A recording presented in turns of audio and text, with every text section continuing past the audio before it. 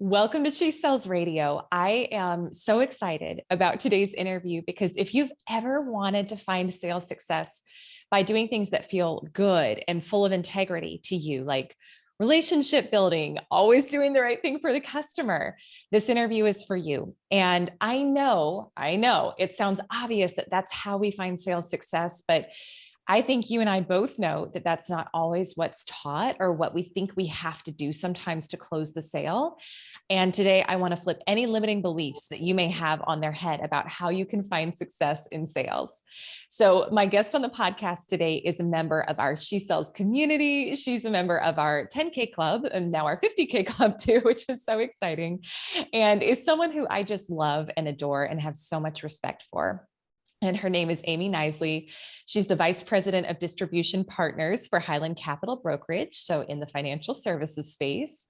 And some of the passions and strengths she has that I want to dive into today with her so that you can start incorporating these same skills in your own customer acquisition strategy is creating memorable experiences and customer advocacy. So, Amy, welcome to She Sells Radio. It's so much fun to have you here today. Thank you. I am beaming with a huge smile to be here. Thank you, Elyse. I'm excited. I'm so excited too. And so here's what I want to dive into first and foremost is I know you've got a long and tenured history in financial services, which means you've been doing this since you were like 5. Because you're still you're young, but I am curious, like, was this always the dream for you? Like, how did you get into this industry? And then how did you get into the sales space in particular? Yeah, so it's interesting. My background is certainly not commoditized. There's no question. But I grew up on a small farm in Wisconsin, a pig farm at that. And Oh my God. my grandparents had an insurance agency, like a captive P&C, did some life insurance, did some disability agency. And, time passes, my parents ended up buying out my grandfather.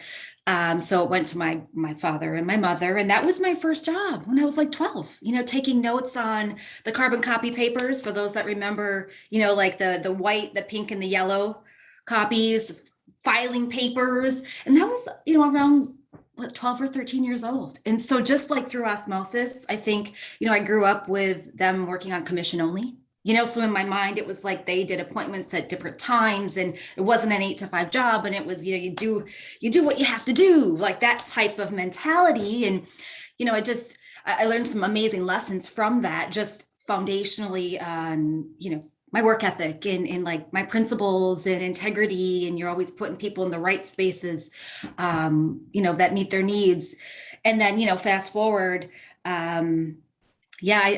I rejoined the insurance industry, but more on the independent side. And that was at a big carrier up in Minneapolis, in my early 20s.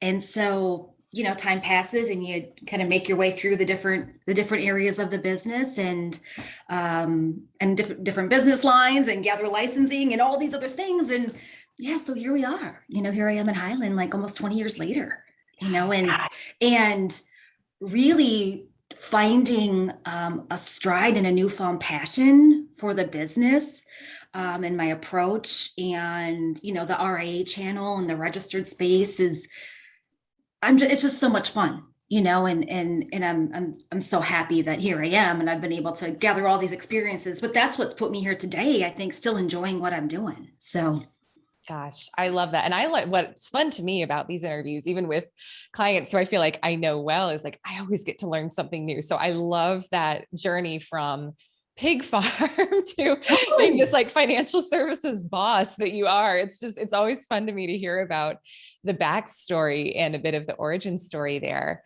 And so I'm kind of curious. I feel like just knowing you and seeing how you work with clients. And I'm actually I'm a customer of yours too. We bought life insurance from you years ago because I just felt like I trusted you and I felt like you had a different energy than so many people I had talked to in your space. So I know 2 of the things that you're really passionate about that I want to kind of dive into here are creating memorable experiences and then customer advocacy as well. So tell us a little bit about how, from your perspective, how do you create that memorable experience for clients where it's like they just they love you, they want to work with you, because there's a lot of options in all of our spaces, right? But in the financial services space, there's a lot of options. And yet you've got a really strong retention rate. You've got a strong customer acquisition rate. So how do you do things differently that draw people in and just make them feel so seen and so seen by you?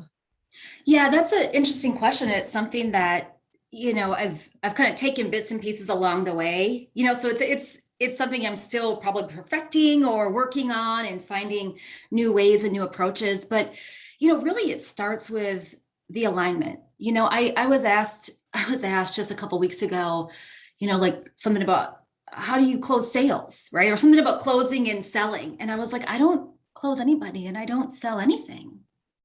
That's an interesting, so give some more perspective on that. Yeah. Cause Yeah, I think that because would, it's like and I've learned some of this from you too. So I'm so thankful and grateful for you. But like my only job really, or my only the only role that I have when I'm talking to customers or prospects or prospective people or even current customers is to be present, be available, truly hear and listen to them and understand. And now, yes, I use my credibility and my background and all those things, right? But a lot of times I don't even have to ask them things. They just tell me because I'm here for them. I take an emotional approach in our business in the financial services space specifically.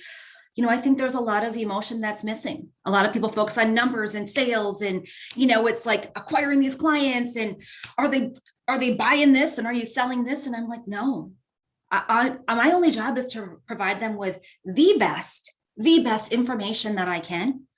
And really whatever that could be, a product, it could be an opinion, it could be, give me your thoughts on something. I mean, it's all over the board at this point right now, but, and it's just providing them with the best information so they can make the best decision based on them, their firm, their advisors, their, if they want to grow and retain and scale and what their strategies are. And I'm not going to be for everybody and I'm okay with that. And, but if I just take that approach and just really, I'm here for them and I'm here to help them achieve success, sometimes with or without me, that's okay. That is totally okay. yeah.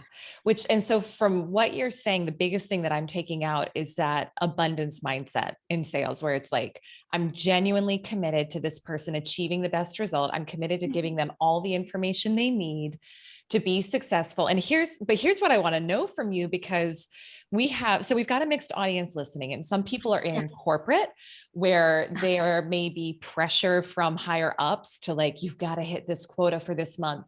We also have a lot of entrepreneurs listening, and they have sometimes self-imposed pressure of, we got to hit these revenue goals to keep payroll or whatever they're doing. So how do you reconcile that abundance mindset and not putting pressure on the customers when there may be either internal or external pressure to hit certain quotas? I hope that question makes sense, but I want to dive in because I feel like you've probably seen the bottom line results of your approach. So it works and it creates more sales ultimately, but like, how do you reconcile that in the moment if there's any sort of external pressure of, we got to hit these numbers? Does that make sense? Yeah, totally. So, I mean, listen, there's still a balance, right? I'm still, I still have some of those fundamentals. There's still planning and you can't just, go in and be like, oh, it with not thoughtful or intentional around a plan, right? You still have numbers and you still have results to hit.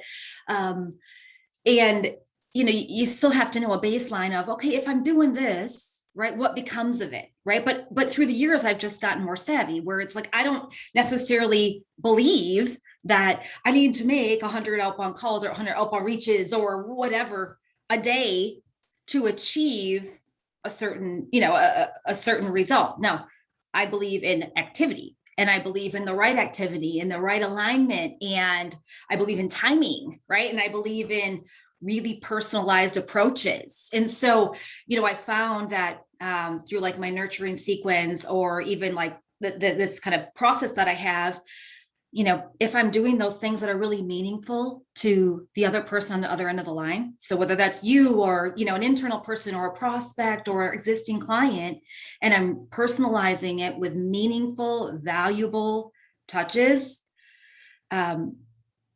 I haven't had to do, the hundred, the $100 or, the kind of more masculine type things that our industry really pounds. Like, if you're not meeting your numbers, make 200 calls instead of 100.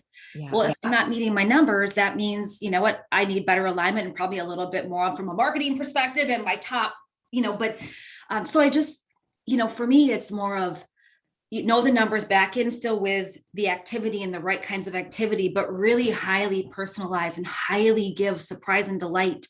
Go in with video, you use video too. I mean, there's a lot of things that, I do a lot of text messaging. I do a lot of voice messaging.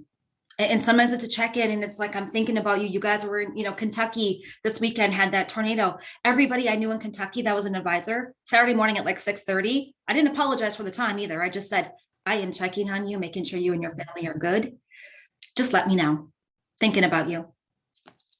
It was Saturday morning. First thing I did, had some coffee. And so I think it's, people say the little things, but the little things really make a difference in any business, really. But really having a lens of truly caring and bringing an emotional aspect and really making sure that everyone really is in the most favorable spot has just helped me tremendously. So I don't lose track of the numbers. My activity is still high. I just choose alignment. Like the who and the when, even, and the where, and the why a little bit differently these days, if that makes sense. Oh, it makes so much sense. And that's something where I've always felt so aligned to you with your strategy. And I think that's part of why we work so well together, because it's like, there's always different approaches in sales and you got to kind of know who you are and know what works best for you. But to your point of alignment, I found in my own career, when I do things more intentionally, when I do things that are, like you said, personalized, that are loving, it's like, you need half the activity, if even that somebody else would, who's doing things differently. Usually it's probably more like 10%, but we don't always share that publicly. Right. But it's like that focus on alignment is so important, and the personalization too. So I'm curious to hear from you. So you've got, I said you've been doing this since you were 5. I was close. You've been doing it since you were 12. What would you say is the biggest obstacle that you faced in terms of sales, like in the sales world? What's the biggest obstacle that you faced and how did you overcome it? Yeah. So this is something that is probably one of, I would say, soapbox or a passion point or whatever verbiage you want to put around it. In the financial services and specifically in like the distribution space that I'm in, there's a lot of us, right? You have everything from A to Z in between, different value propositions, different size of firms, the list goes on. And so what I believe one of the biggest obstacles is, just in general, is really cutting through some of the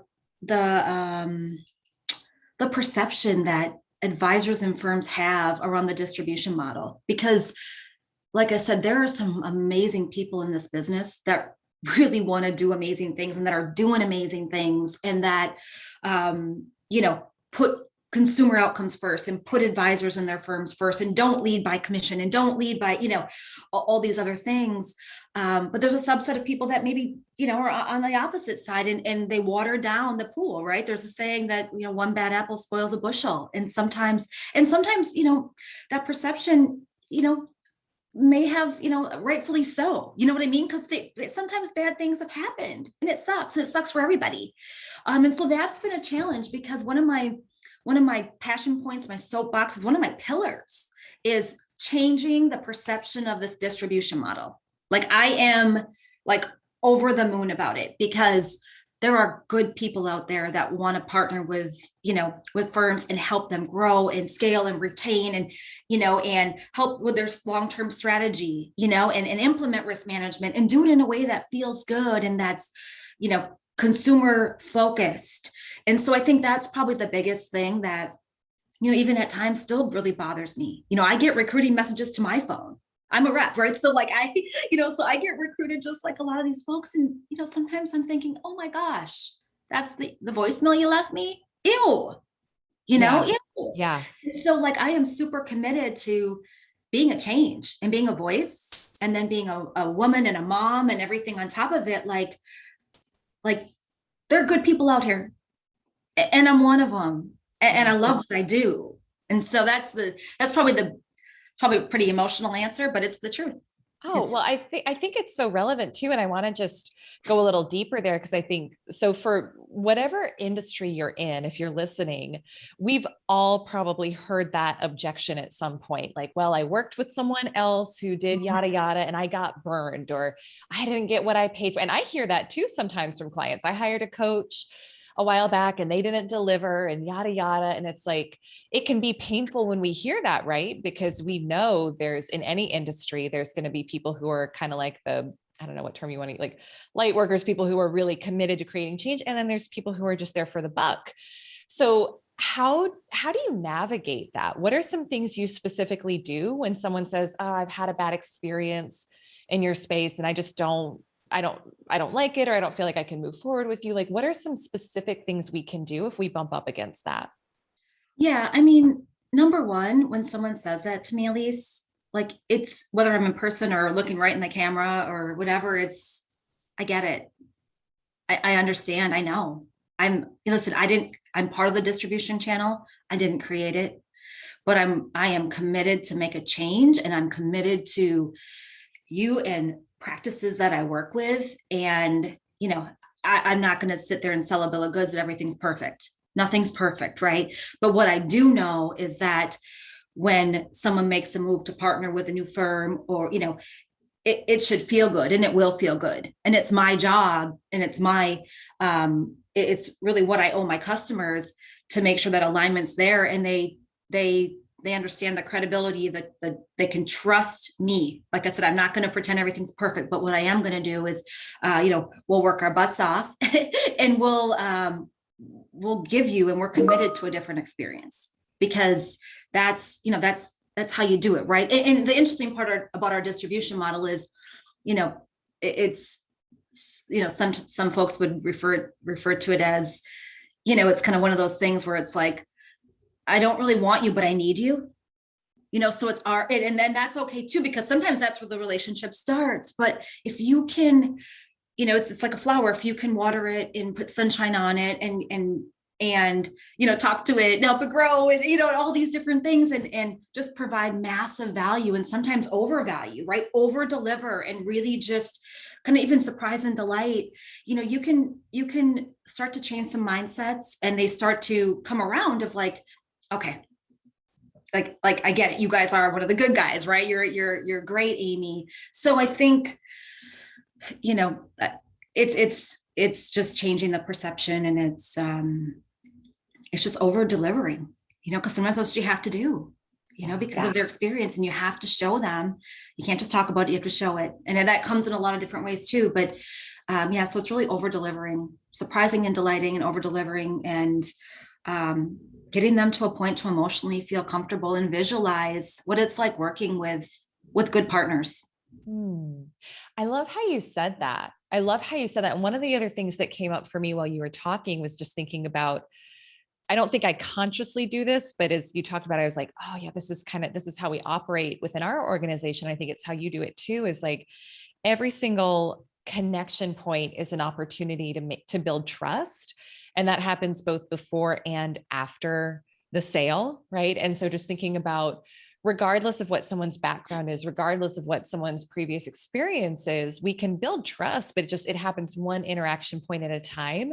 And then to your point, thinking about how can I surprise and delight? How can I over deliver? And it doesn't usually take a ton. I mean, it's those little things, like you said, like the reach outs when there's something that's going on in somebody's area, or the personal, like, birthday messages and all of those things. So those little points in time that we can use to shift someone's perspective and to create that memorable customer experience where they feel, like you said, you're going to know by how you feel that you're in the right place. So I love that you shared that.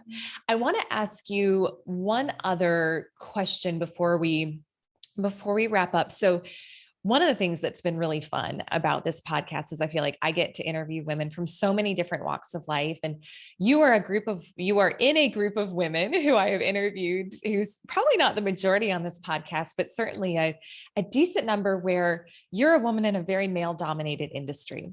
And you're also in leadership in a very male dominated industry. And so I just want to hear from you any specifics, any nuances that you feel like have really helped you as you've grown in leadership as a woman in this very male dominated industry, that another woman could take, whether she's in that male dominated space or not, but things that you think have really helped you that you wish you had known going into it.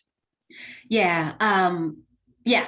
You know, woulda, coulda, shoulda, right? Like Right. 20 years. I know. And it's like, we learn, like, gosh, that would have been helpful to know back then. But here's what I know is there's someone listening who's earlier in her journey, and we're going to help her out right now. So Yeah, totally. So I think one of the biggest things, yes, very male dominated industry. But one of the biggest things that have helped me is just doing. So continuously, showing results, moving the needle, caring about people. To your point before, everybody I talk to, whether it's internal, external, across the Zoom, across the table, it's a chance for me to enhance our relationship and help them achieve success. So how can I help you?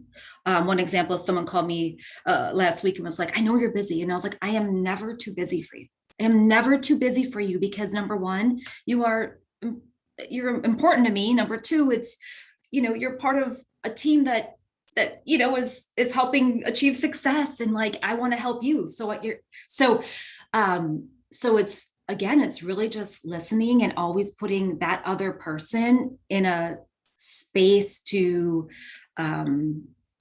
be successful and help them however you can. Because what happens is it's a trickle down effect or a snowball effect of, pretty soon you have people saying, oh, well, that was really awesome, Amy helped me, or that was really cool, this, or, and what happens is word travels.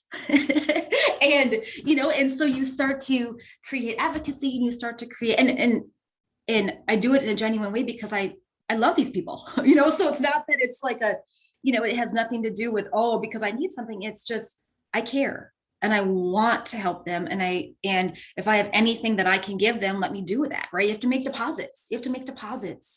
And so what happens is this, effect of like, I talked to Amy, she already helped me. Amy, pretty soon, Amy's coming out of folks' mouth just naturally because, and then you have results, and you start to get a little bit more confidence, and you start to speak up in little chunks, right? Like, so if we're in meetings or Zooms or whatever, just really using my voice, but in a really like still mindful and respectful way, but doing so with probably more of an emotional spin than most folks sometimes care to feel comfortable with, because it's not the normal in corporate to be so vulnerable or so nice and so helpful, and like, but you're not getting anything for it. Like, but I don't care.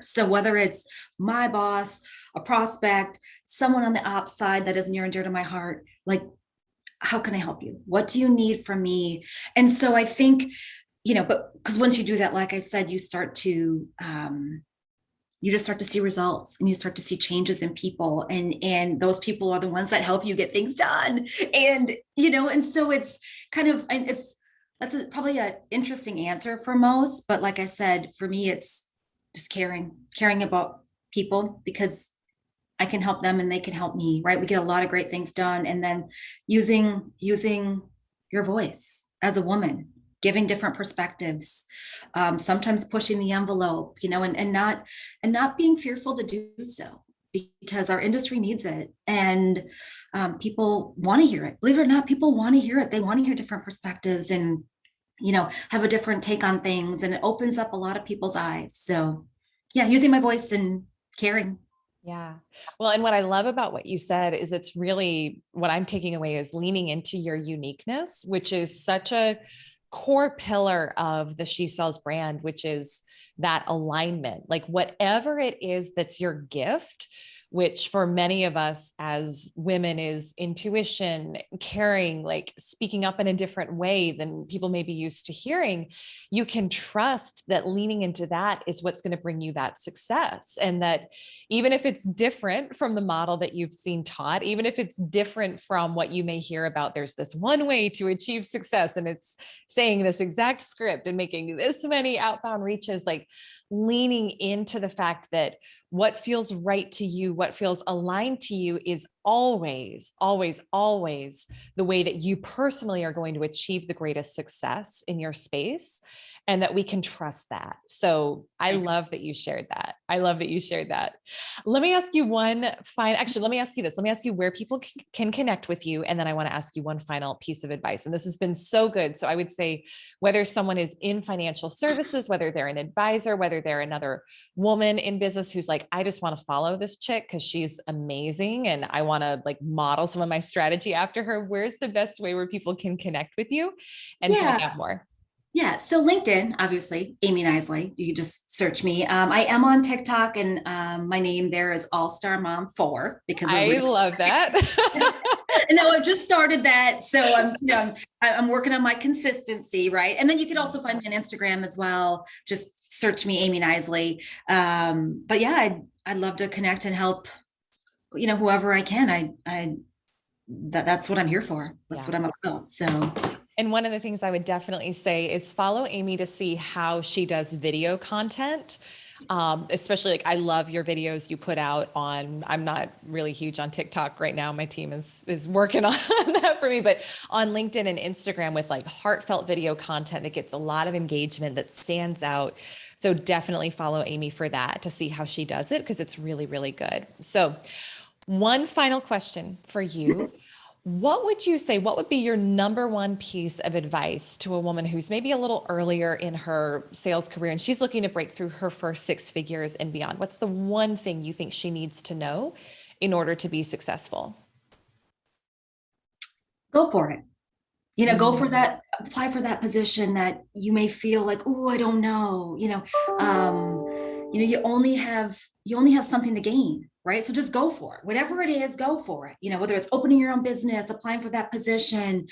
Like I said, when you think of when you do all the considerations, you're never in a bad spot. You either learn, you grow, you have an experience that gives you a little bit more knowledge, right? That's going to help with the next conversation, whatever it is, go for it. Don't play small, play big, right? So like my big thing for 2022 is, I'm not playing small anymore. There's no need. There is no need, because like it's the world, everything's right there. So just go for it, I guess. And everything that you want is on that other side of fear. And you've said that, Elyse, for years, but it's so true. It's so true. It's so true.